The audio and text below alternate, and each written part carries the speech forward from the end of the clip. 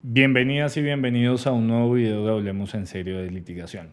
Hoy nos vamos a ocupar del Triángulo de las Bermudas. Creo yo la institución más confusa, la institución en torno a la cual se ha generado mayor distorsión, pero también indudablemente una de las instituciones de derecho procesal más importantes para el litigio. No podría ser otra, por supuesto, que la prueba de refutación. Quiero que iniciemos con una precisión terminológica para que todos estemos en la misma página. Cuando estamos hablando de prueba de refutación, de prueba sobre prueba o de evidencia de impugnación, decidan ustedes cuál es el nombre que quieren ponerle. No me interesa. Lo que me interesa es que quede suficientemente claro que se trata de aquellas evidencias que, no refiriéndose a los hechos jurídicamente relevantes, lo que buscan es atacar aquellos factores que resultan importantes para la valoración de otras evidencias. Quizás por eso el nombre más adecuado desde el plano estrictamente técnico sería el de prueba sobre prueba, como se utiliza ya en muchos ordenamientos jurídicos distintos al colombiano. Pero al margen de eso, me interesa también que nos preguntemos cuáles son las razones por las que esta institución presenta tantos problemas en la práctica. ¿Por qué se ha convertido en el dolor de cabeza de los abogados litigantes, tanto para los fiscales como para los defensores? La primera de las razones para mí es muy evidente. El artículo 362 de la Ley 906 del 2004 de nuestro Código de Procedimiento Penal es la única, y cuando les digo la única, es absolutamente la única norma que se refiere a la prueba de refutación. Y mientras que uno esperaría que allí se establezca cuáles son sus objetivos, cuáles son sus requisitos, cuál es la forma en la que debe practicarse y todas estas particularidades de las que ya nos vamos a ocupar, en cambio lo único que encontramos allí en el artículo 362 es la mención según la cual, y aquí voy a parafrasear y espero que la memoria no me traicione mucho, dice algo así como: primero se practicarán las pruebas de la Fiscalía y luego las de la defensa en torno al orden de la práctica de las pruebas, con excepción de las pruebas de refutación, que se practicarán primero las de la defensa y luego las de la Fiscalía. Absolutamente nada más se dice al respecto. Luego es apenas natural que ante una institución que, pese a ser tan importante, ninguna regulación tiene en el Código de Procedimiento Penal, se generen confusiones prácticas. La segunda causa es aquella que se produce cuando nosotros primero nos enfrentamos con una realidad en el plano teórico en el que existen distinciones muy claras, distinciones muy tajantes entre las evidencias que se refieren a los hechos jurídicamente relevantes, evidencias directas, vamos a llamarlas, o evidencias de carácter sustancial, y estas evidencias a las que aquí nos estamos refiriendo, que buscan es atacar el valor probatorio de otra prueba. En el plano teórico, les digo, es muy sencillo hacer esta distinción.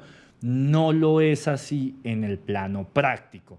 En la vida real, cuando ustedes van a analizar las evidencias de las cuales está compuesto su caso, con muchísima frecuencia se van a encontrar con que existen, en efecto, pruebas que se refieren a los hechos jurídicamente relevantes, pero también al menos de carácter colateral a los factores importantes para valorar la credibilidad o el peso de otras evidencias, las de refutación. Piensen ustedes el ejemplo que quieran, con todos va a funcionar igual, pero yo creo que hay un par que puedan resultar muy ilustrativos. Imagínense que estamos hablando de un caso de interés indebido en la celebración de contratos públicos, de corrupción en la contratación estatal. Hay un testigo de la Fiscalía que dice que se generaron unas reuniones y que en esas reuniones se exteriorizó ese interés indebido por parte del acusado. Está un testigo de la defensa que presenció las reuniones, que participó en ellas, que por ende sabe quiénes estaban, qué fue lo que se dijo y en qué términos se dijo, pero también conoce que el testigo de la acusación tiene una marcada animadversión en contra del procesado.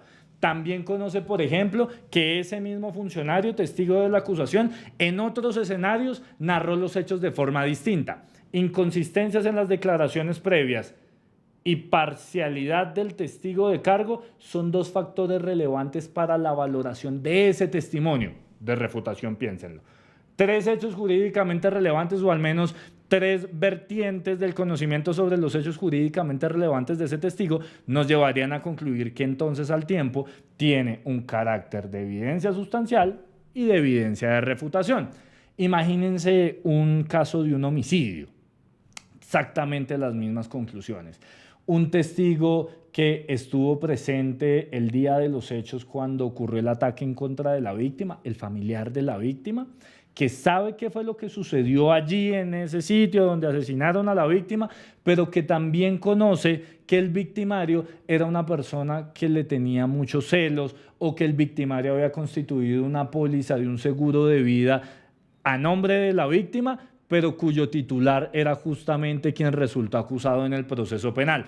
Otra vez estamos mezclando conocimiento de hechos jurídicamente relevantes con el conocimiento de circunstancias relevantes para la valoración de otra prueba.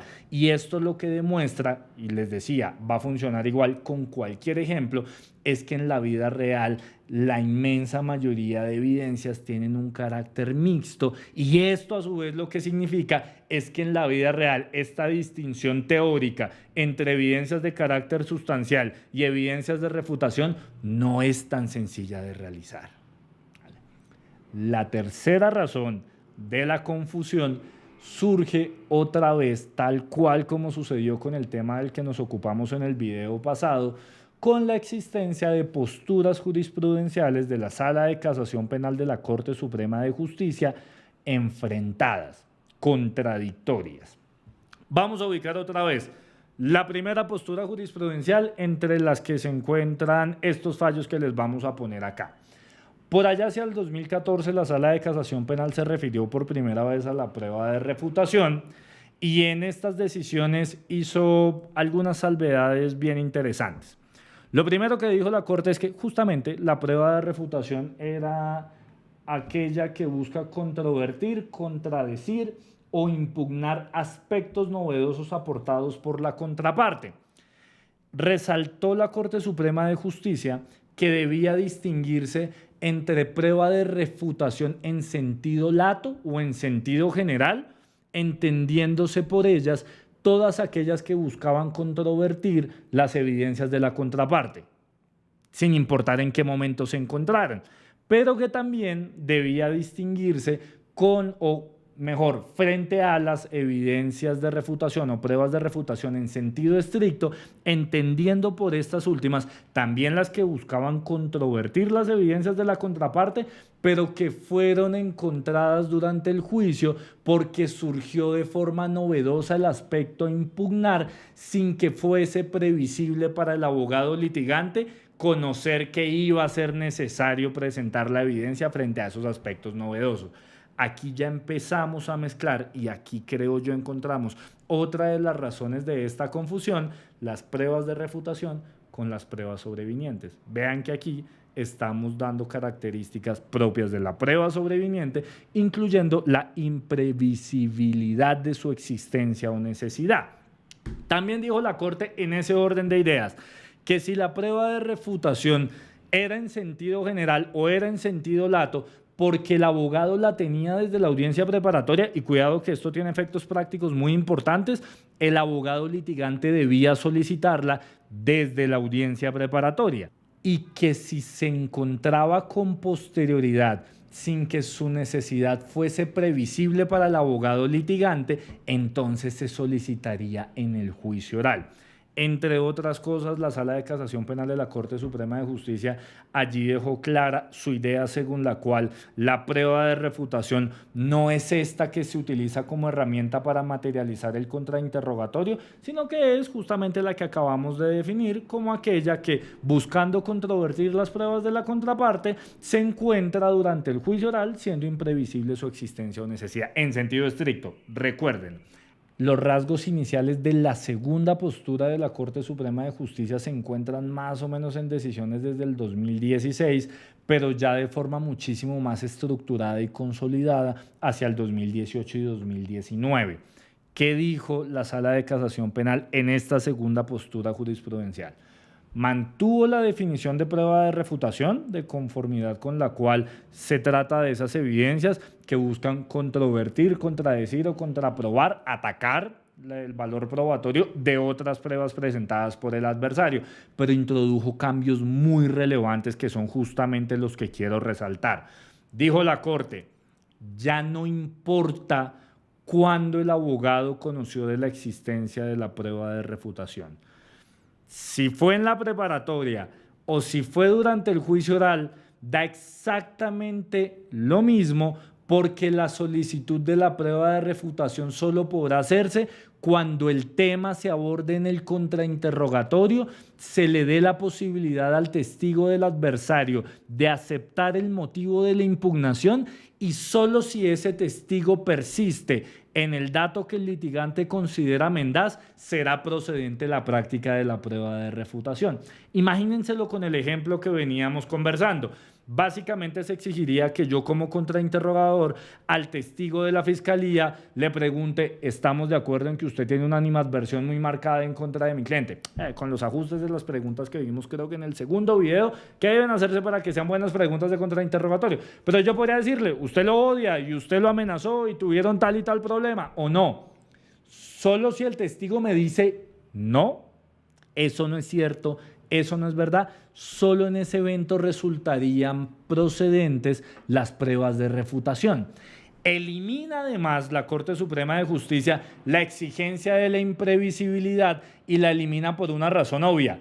Si el tema tiene que abordarse en el contrainterrogatorio, yo debo contar con la evidencia en ese momento para poder abordarlo, luego sería un sinsentido que me exijan que yo deba preguntar sobre eso y al mismo tiempo que la evidencia que sustenta mis preguntas sea imprevisible o sea desconocida. Es sin de la Corte, y yo creo que esto es un buen resumen de algo que está explicado de forma mucho más extensa en mi manual de contrainterrogatorio, pero es sin de la Corte esos rasgos muy semejantes a la prueba sobreviniente que se le había dado a la prueba de refutación en la primera postura jurisprudencial y pasa a considerarla como una herramienta propia del contrainterrogatorio. Nada de carácter sobreviniente, nada de imprevisibilidad, nada de carácter novedoso. Es la evidencia con la que vamos a materializar la impugnación de credibilidad cuando en el contrainterrogatorio el testigo niega el dato que consideramos mendaz y con el cual podemos atacar su credibilidad. Dos concepciones completamente distintas, completamente diferentes de la prueba de refutación que, como les advertía, creo yo, constituyen la tercera razón por la que en la práctica existe tanta confusión al respecto. Y cuidado, porque antes de que pasemos a las ideas de litigación sobre esta institución procesal, la segunda postura jurisprudencial de la Corte tiene aciertos evidentes. Yo creo que es la postura preferible, es la postura más adecuada, primero por términos de eficiencia. Imagínense lo que sucedería si hay un testigo de la acusación frente al cual yo en la audiencia preparatoria pido 5 pruebas de refutación. Argumento la pertinencia de esas 5 pruebas. Mi contraparte tiene que oponerse o al menos tiene que referirse a la pertinencia de esas 5 pruebas. El juez tiene que decidir sobre esas 5 pruebas. Los recursos se desatarán sobre esas 5 pruebas. ¿Y qué sucede si iniciando el juicio oral mi contraparte renuncia a este testigo? Toda esta discusión se dio sin sentido alguno, pero además, y es uno de los razonamientos de fondo de la Corte que a mí siempre me ha gustado mucho porque se ajusta con mucha precisión a la regulación mejor de las reglas federales de evidencia acerca del procedimiento de impugnación de credibilidad. ¿Qué pasa si en el contrainterrogatorio los 5 datos que yo quería acreditar sobre la credibilidad de este testigo, el testigo los acepta? No pasa con mucha frecuencia, pero puede llegar a suceder. Si los acepta, no tendrá ningún sentido que yo practique todas estas pruebas porque todas serán sobreabundantes, porque todas serán repetitivas, porque ya el propio testigo aceptó el motivo de la impugnación. Luego, claro que hay un valor importante en esta segunda postura jurisprudencial. Yo creo que es la más adecuada, pero la postura tiene un problema que ha generado repercusiones también en la práctica. Y es que nunca se dejó suficientemente claro, como sí se hizo cuando la Corte varió su concepción de otras instituciones procesales, que estaba recogiendo postura, que estaba cambiando la regulación, al menos jurisprudencial, sobre el tema.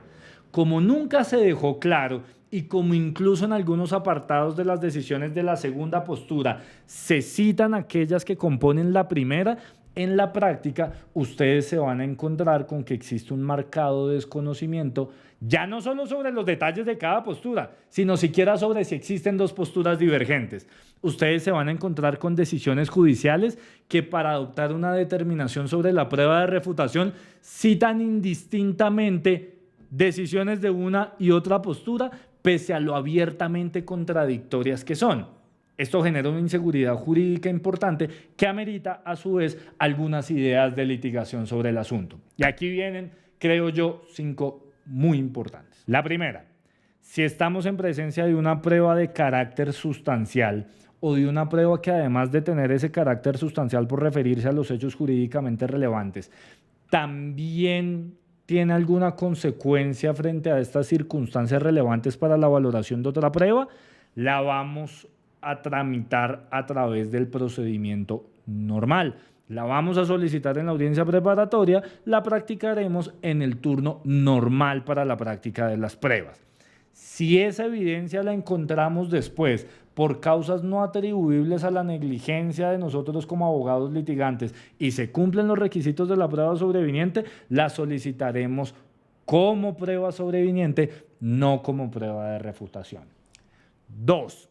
Si lo que tenemos al frente es una de esas evidencias que rara vez se ven, pero asumamos que la tenemos ahí, solamente de refutación, tendremos que primero determinar en qué momento la conocemos.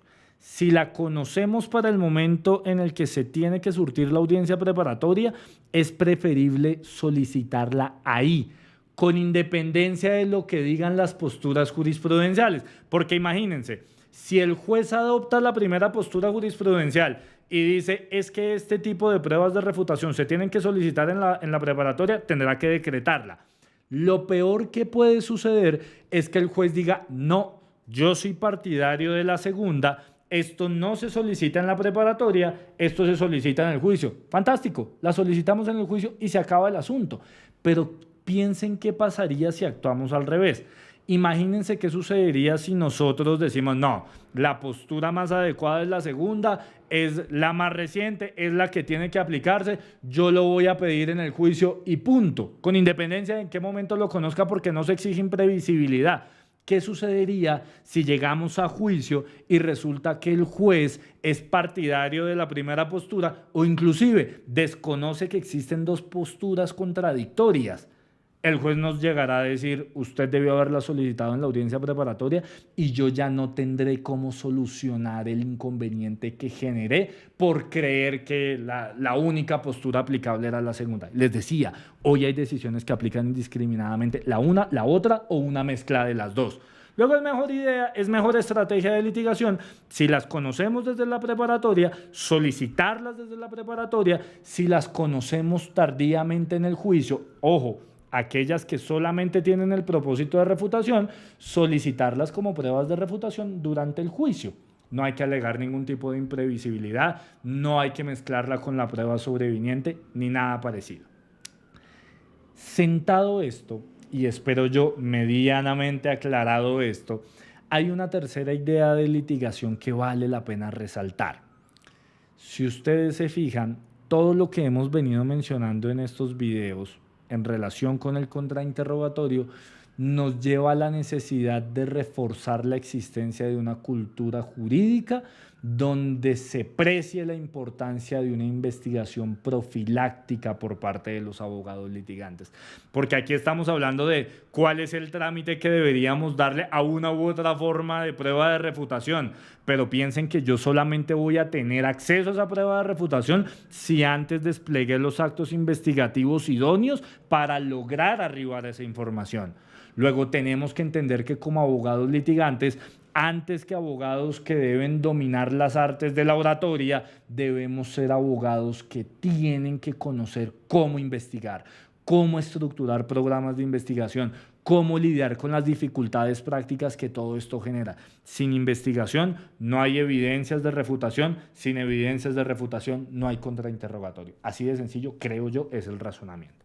En cuarto lugar, tal vez otra de las pocas falencias que se encuentran en la segunda postura jurisprudencial de la Corte Suprema de Justicia radica en que en algunas de estas decisiones se hace la afirmación según la cual la prueba de refutación tiene un carácter excepcional o de procedencia excepcional. Yo creo que tiene que quedar suficientemente claro que no es así. La prueba de refutación, de hecho, no tiene nada de excepcional porque se refiere a los factores importantes para la valoración de las evidencias y estos factores van a estar presentes en todos los casos. Yo no conozco y me atrevo a decir que no existe un solo caso en el que no va a resultar procedente la prueba de refutación. Luego, esto de excepcional no tiene nada. Claro que es una institución que hay que utilizar con mesura, que es una institución que hay que utilizar con razonabilidad, que es una institución que no debería utilizarse para tapar la negligencia de los abogados, es cierto, pero eso no la vuelve excepcional, eso no la dota de un carácter de excepcional que, repito, y lo repito con mucha claridad, no tiene. Luego tenemos que entender que la prueba de refutación, de hecho, procede en la inmensa mayoría de casos y de hecho va a resultar necesaria en la inmensa mayoría de casos. Y quinto, como se ha dejado claro en ambas posturas jurisprudenciales, que la prueba de refutación ante su procedencia admite ser confrontada a través de lo que se denominó una prueba de contrarrefutación. Yo creo que es bien importante que los abogados litigantes, cuando presenten sus propias evidencias, esto es, cuando yo llevo mis propios testigos de descargo, por ejemplo, como defensor, vayamos pensando cómo es que eventualmente la contraparte los va a atacar. ¿Qué pruebas de refutación eventualmente la contraparte puede llevar? Porque solo imaginándome qué pruebas de refutación va a llevar, es que puedo prever cuáles podrán resultar adecuadas para atacar la prueba de refutación. Imagínense que, y yo creo que es la importancia de esta última idea, el trámite de la prueba de refutación sucede con una velocidad muy importante, muy relevante. El testigo hace la manifestación, al testigo lo contrainterrogan sobre la manifestación, el testigo la niega, el abogado presenta la prueba de refutación y es ahí donde yo tengo que presentar la prueba de contrarrefutación para rehabilitar la credibilidad de mi testigo. Luego debo tenerla ya ahí, a la mano, inmediatamente. Si no, la misma institución de la contrarrefutación sería inocua, sería estéril. Otra vez, investigando y haciendo ejercicios de previsibilidad es la única manera a través de la cual nosotros podemos desarrollar una litigación responsable, una litigación rigurosa. Espero que hayan encontrado el video útil, al menos en alguna medida. Espero que estas ideas ayuden también en algún grado a desenmarañar tanta confusión que existe al respecto. Nos vemos en un próximo video cuando ya vamos a empezar a hablar de la relación entre la psicología del testimonio y las técnicas de litigación. Gracias a todos y todas.